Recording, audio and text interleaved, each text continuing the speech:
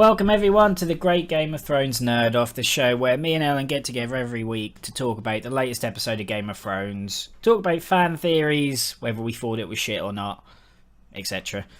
This week was episode 3, Oathbreaker, so we'll just get stuck in and go through what happened, and we'll pretend that Daenerys isn't a thing at the minute, shall we? Pretty much. Yes. So, yeah, I didn't do intros. I'm Liam, joined by Ellen. Hi, Ellen. Hi, I'm Yeah. Ellen. Yes. Right. So, started off this week at the Wall. So, like last week, we thought they might give it a break. Yeah, I'm kind of glad they went straight in with it because it just moves things a lot quicker along, which I like because they tend to move things at glacial paces. So this was nice to have one thing that moved fast. Yes. Yeah, so started off at the Wall. Jon gets up and is like, what happened? Where am I? What's going on? He remembers dying. He remembers being stabbed by his friends. And he's sad and he's a bit confused. He's very sad and confused, yes. Because he thought he did the right thing and he got stabbed for it. And he did do the right thing, really. Yeah, he did. And also, she says to him, she asks him what was like beyond when he was dead, and he's like, there was nothing. Yeah. Which is pretty. I think that she's like, oh. It's bleak. Oh. Yeah. Yep. That's quite good. And like the best bit like of the whole episode, I think, is when he walks out and they all seem as like, what? Yeah. Like, who is this? Even Ghost was confused, I think. He was like, what's this? But the most important thing is that, because I thought that he wouldn't be Jon anymore, but he is. Like, he seems to be Jon.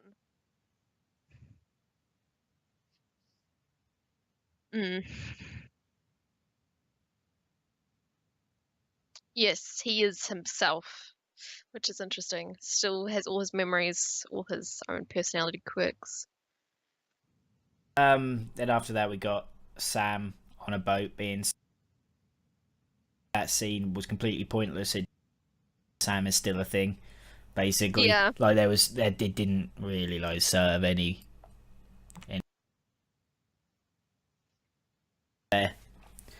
Really. I think it's trying to like remind us that somehow whatever he does in Old Town at the Citadel is going to be important, and that another plot line chucked in. Yeah, another one, which doesn't seem to make a lot of sense because it's been a while, been like 4 episodes since we saw Sam and Gilly, something like that. Yeah, and so I don't know. I mean, maybe they're trying to bring him back in now with Jon, but I don't know why he didn't even. If they are going to do a bit of him, why they didn't just put straight in at at the Citadel. Yeah. Why did they do all of this bit? Why couldn't they have just jumped straight to where something's happening? Why did they have to do a little bit of him being sick on a boat? It's a waste of like 3 minutes of our time. Really? It is a big waste. I do think they could have done something a lot better with it. It was just a waste of time, a waste of effort and money on their part, to be quite honest. Maybe they just, I don't know, maybe it was budget cuts. Maybe they're like, oh, we only have so much money, we have to kind of make the best out of it. We can't have fancy scenery at the Citadel just yet. Then after that, like something weird happened. Bran became interesting. I don't know when that happened. He's suddenly, I actually quite like his scenes now. Yeah. Well, it's funny because he's not interesting, but the things that are happening to him are interesting because here's the segue into flashbacks. Pretty much. Cool. So I actually look forward to Bran's scenes now. But we see Ned after the rebellion going to rescue Lyanna from Tower of Joy, and he actually gets his ass handed to him. He's the only one who, well, obviously he's one of his friends. Like Bran makes the thing like, oh, I know this story. He's told me. It actually happened is he was getting spanked and like May hadn't stepped in and stabbed his opponent in the back, he would have died like there and then. very majorly died. Yeah. What do you say about like Brian's storylines are interesting because they're not really his own in a Yeah, way, but exactly. Because we're finding yeah, out about characters we actually are interested yeah, in. Like Liana, Rhaegar, and yeah, Rhaegar and Lyanna, and like if I mean personally, I feel like this is just moving the show in a direction that was always a big fan theory. So I feel like it's very safe to say this show is moving a very, very like straight line towards what it's trying to say about Lyanna and Rhaegar Jon. and and John. Yeah. Just as a side note about that scene, it did everything that I've come to love in fight scenes. It's a Mm. pet peeve of mine of like these big action like scenes in like films and TV where to make it seem like there's loads going on, they just do constant cuts.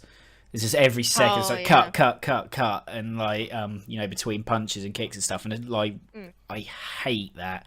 Like it's disorientating and horrible. But in this, it was all really smooth. Like it's like Daredevil's done it recently as well. One big long scene, like the one with him in the corridor in season 1 and stuff. Yeah. But they kind of That do that with this. It's very, very minimal with cuts. It's just really cool sword play. so we got the long the long taking priority. Definitely much I guess just to show how athletic and complicated those sword scenes are because that takes a lot to orchestrate and put together. Choreograph, yeah. It was Yeah. like the It's very guy, impressive. the Targaryen guard with the two swords. I don't know what his actual name is off the top of my head, but like it, like the way they filmed it just shows how talented he was and how much of a disadvantage Ed was at. Like, you know, Yep. and I like that. Just overall, that scene was fucking awesome. It was great. That scene was Really, brilliant. really good. Yeah. And the interesting bit, I suppose, right at the end is when Bran calls out to him and he turns around. Mm. It's like, wait, are we getting into like a Back to the Future type thing where they're learning to like they can go back and Mm. they can like punch their dad and then they won't exist or something, or is he going to try and stab John as a child or something like? Do you think that it's actually because like there's either two ways to look at it. Either he's actually time shifting, like actually going back in time, or he's seeing the past. This implies that he's actually going back in time, right? Because he's Mm. directly affecting it. If because he reacted and there was obviously nothing there, like this is that's where the line blurs a bit because like he calls out for him and he turns around immediately when he does, but then he obviously doesn't see anything. But is that just because his powers haven't developed properly yet, or is that like a caveat to his ability? They can hear you but not Possibly. see you, kind of thing. Yep. Possibly. A little bit of Swayze and Ghost. Call Maybe. out. I can't see them a little bit like that, yeah. Yeah, but as Ed goes up the stairs, then they cut because Yep. they something like obviously the fan theory is that she's on at the minute, on, and then he'll take the baby and make him in. Pretty much. That was awesome. And then the absolute fucking they were the two worst parts of the episode for me. It with Daenerys where she's all the other old ladies who Mm. just can they just get a fucking shift on with her? It At is this very. rate, they've already burnt all of the ships. Mhm. How long is it going to be? How long are they going to drag out before she gets an army? She's got friends. Mm. It's just fuck me. It just dragging on so badly. That it seems to be season 1 when Drogo dies.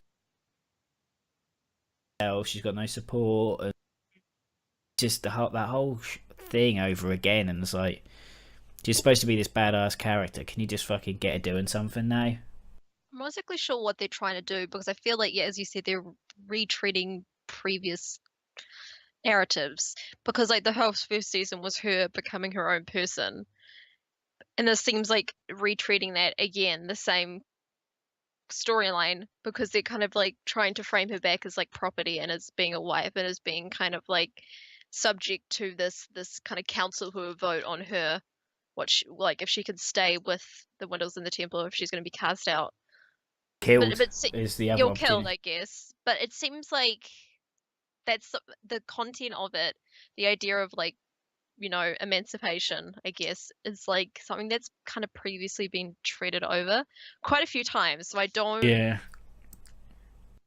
It seems like they're understand sort of. blundering like with a really cool character. Mm, So they just need to get a shift on. It's the same with the stuff in Marine when they cut to Tyrion. We literally spend like 2 minutes staring at Tyrion not doing anything. yeah. I mean, really? Really? All these plot lines going on, and you choose to get, take some of the time from the episode of us just staring at, like, Tyrion tapping his finger saying, well, now what? It's like, that was like cringeworthy, I thought, that whole thing. It's like, that The whole whole scene scene of was shite. I I thought. wasn't really I didn't really think there needed to be this massive kind of explanation of who was funding the Sons of the Harpy. I mean, it That's was already kind fucking of implied obvious. that the Was it not? Masters was funding it already. I mean, it just wasn't that kind of like, and also there had been previous mention that Astapor and Yonkai had fallen back into the hands of the Masters. I felt like So, that could all have been explained at the climax. Like, mm, I feel like with that whole storyline of like one person spearheading it, like a face, someone that we can see and say, right, here's a dick, and then a juror or someone can stab him in the face, yeah. and we can just move on. Do you know It's what I just mean? because Like it it's, just yeah, it's like this it's this whole faceless we mass of people. yeah we are Legion thing going on with them and with the High Sparrow stuff as well. Like it's just, oh come on, can you just get on with it? Can we just have Jon and Daenerys and the dragons against the White Walkers? Because it feels like it's sort of dragging its feet a bit, Mm. like in those two plot lines anyway. Wasted scenes. They were wasted. I didn't particularly like any of the scenes to do with Dany's plotline or Terry's plotline. I just thought they were like very empty I say of once anything. once Tyrion got over to that, I thought, like, especially with Varys being there as well, like Mm, because like their interplay between each other is great because they're two mm. like very sharp-minded characters. I thought things were really going to pick up for them then, but they kind of haven't. They had like their moments, like in the last episode with the dragons, sort of thing. Yeah, that was Other good. than that, like it's The I don't know. writing this week was horrendous. I mean, just for him. I don't Yeah, know if this was just kind of a writer's kind of fuck you, because like sometimes if people are written into, I mean, like, because he has a contract, obviously, he would be one of the highest paid actors on set. So in his might contract, it be the must be that most. he has He might be the highest paid. Sort of, I probably. reckon. So he probably has written to the contract that he has to have a certain amount of screen time in each episode. I don't know if this is just like the fact that the writers were kind of like, well, fuck you, we'll Yeah, give we've you got the nothing. worst Yeah, we've got nothing we want to scene. say about you in this episode. Yeah, I have a feeling that it might be something to do with that. It was just a little bit too awkward and weird. It was just a little very out of character and not. I didn't Thank, enjoy that. thank God, there's nothing like that going on with Dawn, where we have to get some of Well, that every episode. yeah, we Because can just luckily be we like, dodged that bullet again this episode, yeah, and there's no Iron Islands either this episode. yeah. Which is kind of, I wouldn't have mind seeing something from the Iron Islands. Yeah, me too. Yeah. So over in King's Landing, mountains still being. Find out that all of Varys's little.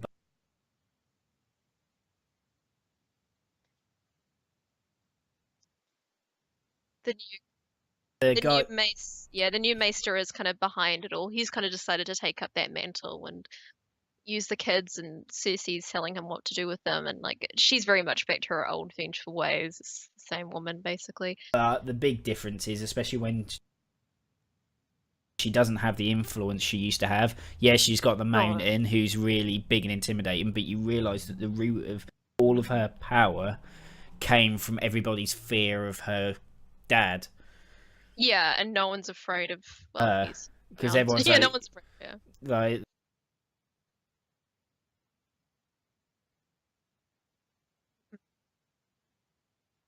Yeah. without Tywin, and it like repeating seeing her vulnerability.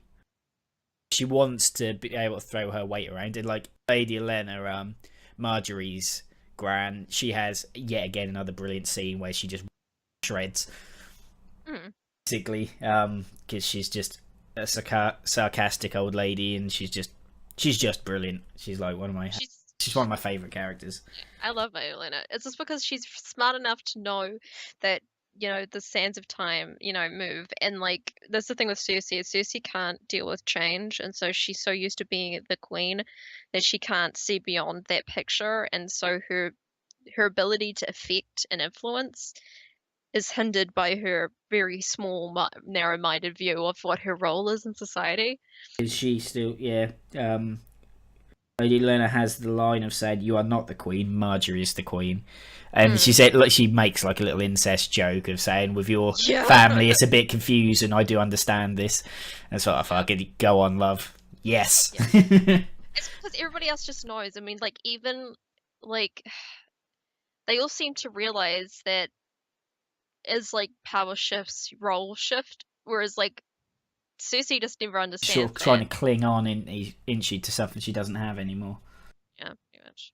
But yeah, so that was the main thing, and then we had a scene with Tom, and he's thinking he's that's such an English phrase, but he thinks he's Bertie Big Bollocks. Like he's like, I'm gonna fucking, I'm having him, I'm having the High Sparrow. This is it. I'm bringing all my men, and then because the High Sparrow's in, completely disarms him, and then completely turns everything around, and gets why he's there basically, like because he wants Marjorie free, he wants Cersei, and it all just it just shows how much power and influence he has, because like he waved away his men, so disarmed and waved away his, so all of his like physical presence was lost. Yeah. Like because like the obviously his plan going in, I presume, was to bully him in getting what he wanted, throwing his weight around as king, and it just shows sort of how sly and Because he isn't afraid of like pain or death or anything like that. He's not afraid to die, and so he's quick enough to take chances, I guess. And also because Tommen's like very young still. He's like what, like 16, 17 maybe at the mm, very like very far end of the spectrum. He's not very good with dealing with. He's good with power. This is the same thing with like he's very much like his mother. They're very quick to be very like, here's all my armies, I'll throw everything I have at well, you, that's the but they're thing. not Like very good at sorting things he out. never used to even be like that. It's only Mm, since Cersei essentially told him to be like that, mm, and then you realise just how sort of weak he is. Like when he tries to be assertive, everyone's like, "Really? I don't mm. think so." Somehow, And even like he was better off with Marjorie. At least she knew how to like. she manipulated him, but she was nice. At Yeah, least she's she nice. she was clever. At least he's not clever at all. He's very easy to manipulate, and I She feel like that they're gonna turn him against everybody. I feel like they're just gonna turn him against his entire family. I just feel like that's gonna happen, and like hope Cersei's it. gonna be doubly fucked. I hope it doesn't turn out bad for Tom. Marjorie used boobs to manipulate. Mm. Cersei used "I'm your mum" to manipulate him. Like he's being manipulated by the Sparrow. Like I just hope I just everything feel turns out nice for him, because I don't. he's getting fucked by everybody, and he I feel doesn't deserve it. I know it's Game of I Thrones, so he probably will. I feel like he's gonna end up with his head on a spike. I have a feeling. I just have this terrible feeling that the Faith are gonna arrest him for something. I don't know. I just feel like they Probably. probably will. I want him to just turn round and just stab all the bitches. Like Yeah, he's gets shafted a lot in. He didn't even want to be king. It's only because Joffrey was a dick, and he died. But, yeah, even that because he didn't even want to be king, did he? So yeah. No, he didn't. Yeah. then Bravos happened. The Rocky montage finally ended. Yep. Loads later, she defended a hit with her stick. It was like She did. it was a Rocky getting to the top of the stairs with his dog moment, wasn't it? It was very Yes, you much did it. kind of like, we Yes. did it finally moment. And it was a really good. I quite enjoyed it. Good, and like it's when she finally defended a shot and then smacked her back. The look on her face was just Yeah. fear me. I am best. I'm I am blind and I best. can still You kick your suck. ass. Yeah, pretty much. I did enjoy that just because, like, I don't know. I feel like at least they've moved Arya's. I mean, if I had to sit through another scene of Arya getting her ass whooped and talking about how she's nobody, I would I have know. probably just like been like, not again, please, not again. The only thing I do worry about if they're really trying to turn her that character of a faceless assassin, it worries me a bit because we want her to still be Arya. We want it to be Arya, but with those abilities. That's kind of our hope, I guess, for her. Like that, she will still want to go after Cersei and the other day. Mm. But they're trying to push really hard that no, she is beginning to become a sort of like a mercenary assassin kind of. I feel like they'll kick her out though. I feel like they'll teach her everything and then they'll be like, off you go, back you go. There's no use for you here. Goodbye. I feel like that's what they're gonna do. Yeah, I mean that would be fine as long as she's still her because she buried her weapon, didn't she? Needle, her Needle, sword, yeah. She chucked. under a bunch of rocks. Instead of throwing it away, she hid it. So I'm hoping I she'll think go she'll still back. be her. Yeah, I think, yeah, but it's more clarity and focus. as long as they keep her being her, then Mm. at least her storyline's moving forward a bit finally. Yep, no more being hit in the back with a wooden stick and told I'll come back next week. I want her to learn how to actually change faces next. That's the next Mm. thing I want to see from her. Yep. So then Winterfell. One of the northern houses turns up and say, "I hate everyone. I'm a dick. I stab people. I hated your dad. I hated my dad. Let's all kill everybody." He said, "Help me kill all the wildlings and John." Mhm. Rickon, Osher, and the head of Shaggy Dog, and it's like, Yeah. Yeah, pretty much. Yeah, because I remember like I've said this to many people. I've been like, what the hell is going on with Rickon? And like, what's going on with these characters? Where are they? And like I guess today it was like, well, they didn't survive too well. Here they are. And he looks I'm older fine. and a little bit more resilient, at He least. looked. To me, he looked a bit haggard, like he'd been on the run and everything. But Because like we haven't seen him for ages. I wouldn't be 2 that seasons bothered. about. Yeah, I wouldn't be that bothered if they just kill him off. Just say, oh, he was a loose thread. We hadn't mentioned him for a while. Bit more context for the other characters to hate Ramsay a bit more. Yeah. Do you know what I I mean? Like, feel like, yeah.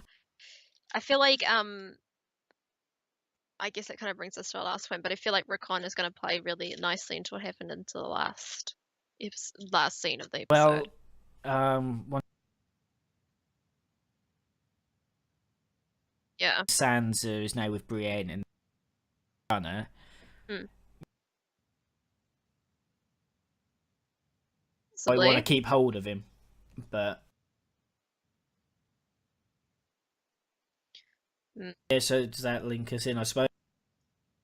Yep. I sort of my book ended the episode with John waking up at the start, and then finished back up with John. Yep. So do you want to? Yep. So basically, it's time to hang the traitors, as they do at the war. For anyone who betrays their oath, betrays the Lord Commander, he seems somewhat not quite torn about doing it. I don't know if he just seems to be very like disheartened and not at all kind of like he's very nonplussed about the whole thing. It seemed even he seemed disappointed, but also kind of like really kind of devoid of a lot of energy to like even focus too much on what had happened, and he was just kind of like whatever. I felt like he was a little bit of a whatever moment for him. Really? And then Because obviously, I was a bit the other way. Like when he first started, he looked really angry and like ready to lob their heads off, sort of thing. But then when he talked like when Sir Alistair said, your fight is going to go on forever, and then when he looked at Ollie's face, like the guy he'd trusted and saw as a brother and stuff, like he looked like gutted, I guess. And like and then when he hesitated to cut the rope to hang it showed to me that he was still John, even more so, like that he was him. Yeah, I think at the beginning and then at the end, like the whole kind of like I am done. So he basically just gives up the role of as Lord Commander and it's like I'm done. Goodbye. Said my watch has ended, and Yeah. technically he can do It that did. You because can do I it. mean he Did did die. die, and that's the only way you can get out of your oath is. Is to die. So I mean, technically he gets a second. And no So one stops him, so well, no, it's like I think he's they're just a not. bit. I think they're all probably a little bit. Like to be fair, Much. it's like And also the whole kind of role of the Night's Watch is completely devoid of most meaning right now. There's especially no meaning considering for what's them. coming. There's no. Yeah. I get that. Well, in some ways, it's got more meaning than ever. They are the ones who are going to have to Mhm. deal with the White Walkers because obviously they get in the safe sort of thing. Yeah, pretty So much. the big battle Yeah. John needs to. Well, what John needs to do is he needs to go first. He's going to have to deal with Winterfell. Get a big battle. Around about Episode eight, episode 9 ish. 8 is about the big season one that they spend all the money on. I It reckon being John versus yeah.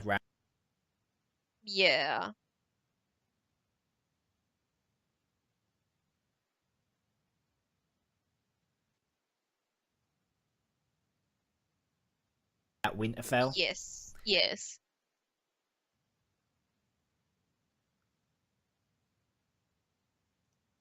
I reckon that John maybe meet up with Sansa, find out what happened, and then decide that he has to go and kill Ramsay. Got Rick on hostage. Yeah, That's what I was I going to feel lead like to. that In will that happen. wildlings and Mm, mm, some of the houses from the north. Hope, yep, especially if he's holding Rick probably. on hostage. Yep.